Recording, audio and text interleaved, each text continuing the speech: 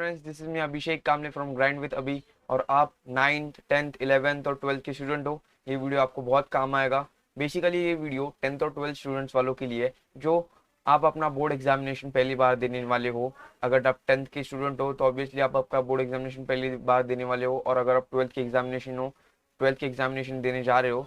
Basically आपको पता है कि कोविड की वजह से आपका एग्जामिनेशन, बोर्ड एग्जामिनेशन कैंसिल हो गया था 10th का, इसीलिए ये आपका फर्स्ट टाइम होगा। और आपको अगर पेपर प्रेजेंटेशन के बारे में कुछ भी नॉलेज नहीं है, मेरा पेपर प्रेजेंटेशन कैसा होगा, अगर आपका 70 80 90% सिलेबस कवर्ड है, या फिर आप एक एवरेज स्टूडेंट हो, आपको पता ही नहीं है कि मैं मेरा पेपर प्रेजेंट कैसे करूँ, पेपर में क्या क्या चीज़ें करनी है, क्या क्या चीज़ें नहीं फॉलो करनी है, ये आपको पता नहीं है, तो आपके मार्क्स ज़रूर रिड्यूस होंगे।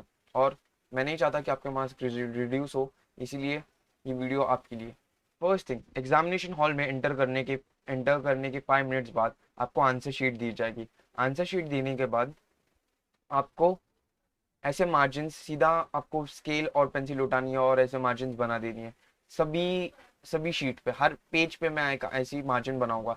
इस मार्जिन का ये बेनिफिट होगा कि ये आपके पेपर को एक डिसेंट सा लुक देगा। सेकंड इंपॉर्टेंट थिंग, आपको ध्यान रखना है कि आप आपके फर्स्ट पेज पे कम से कम कैंसिलेशंस करो। गलती से कुछ गलती हो भी जाती है तो सीधा एक पेन उठाओ और इसको कैंसिल कर दो। हमेशा याद रखो, your first impression is the last impression. अगर मैं एक एग्जामिनर हूँ, मैं क्या चीजें दिमाग में रखूंगा कि कोई भी स्टूडेंट का पेपर एक नीट क्लीन होना चाहिए, मॉडरेट हैंडराइटिंग होनी चाहिए, ऐसी हैंडराइटिंग होनी चाहिए जो मैं समझ पाऊँ। इसलिए याद रखो, your first impression is the last impression, और इस चीज को फॉलो करो। Third thing, handwriting.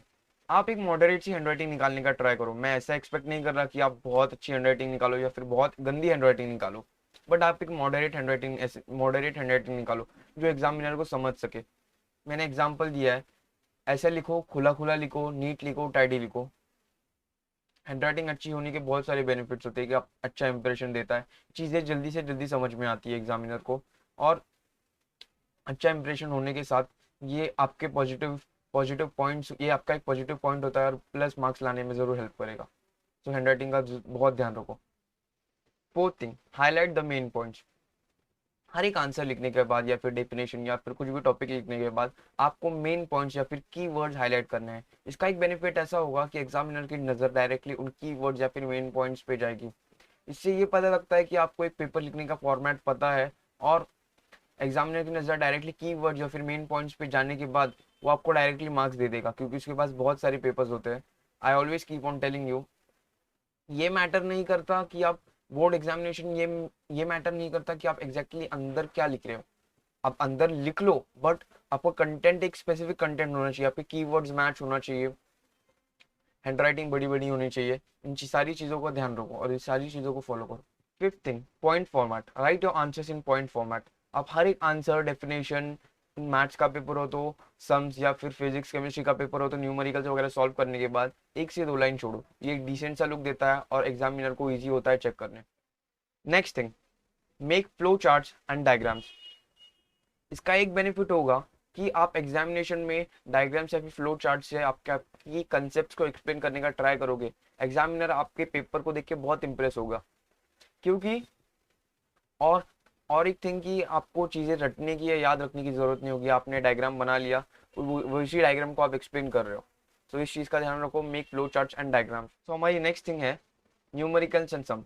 अगर मैथ्स का पेपर हो तो आपको सम्स होगे, तो सम्स हमेशा गिवन लिखना है, जो भी मेरे क्वेश्चन में गिवन होगा, टू फाइंड लिखना है, जो भी मुझे निकालना है, और सोल्यूशन लिखना है। अगर वैसे ही प्रूफ का सम होगा, गिवन लिखना है, टू प्रूफ लिखना है, और प्रूफ लिखना है। वैसे ही फिजिक्स और केमिस्ट्री का पेपर होगा तो न्यूमेरिकल्स में गिवन लिखना है, टू फाइंड लिखना है, फॉर्मूला लिखना है, और फिर सोल्यूशन लिखना है। ये एक प्रॉपर फॉर्मेट होता है सम्स और न्यूमेरिकल्स करने का। सो इस चीज को जरूर फॉलो करना। Next thing, sequence. आपको ध्यान रखना है कि आप आपका question paper sequence wise follow कर रहे हो। कभी भी कोई भी चीज़ ऊपर नीचे हो जाती है, इट्स ओके, एक दो चीज़ें हो जाती है, बट कब हमेशा याद रखो कि आप आपका पेपर सीक्वेंस वाइज सॉल्व करें। इससे आपके एग्जामिनर को तकलीफ नहीं होगी, और आपको एग्जामिनर को तकलीफ नहीं होगी तो आपको ज़रूर अच्छे पॉजिटिव मार्क्स मिलेंगे। Last but not the least, कितने मार्क्स के क्वेश्चन के लिए कितना लिखना है। सिंपल सा फंडा है गाइस। अगर आपका क्वेश्चन 1 मार्क का है तो 2 पॉइंट्स लिखना है। अगर आपका क्वेश्चन 2 मार्क्स का है तो फिर 4 पॉइंट्स लिखना है। अगर आपका क्वेश्चन 3 मार्क्स का है तो फिर 6 पॉइंट्स लिखते हैं, और अगर आपका क्वेश्चन 4 मार्क्स का है तो 8 पॉइंट्स लिखना है।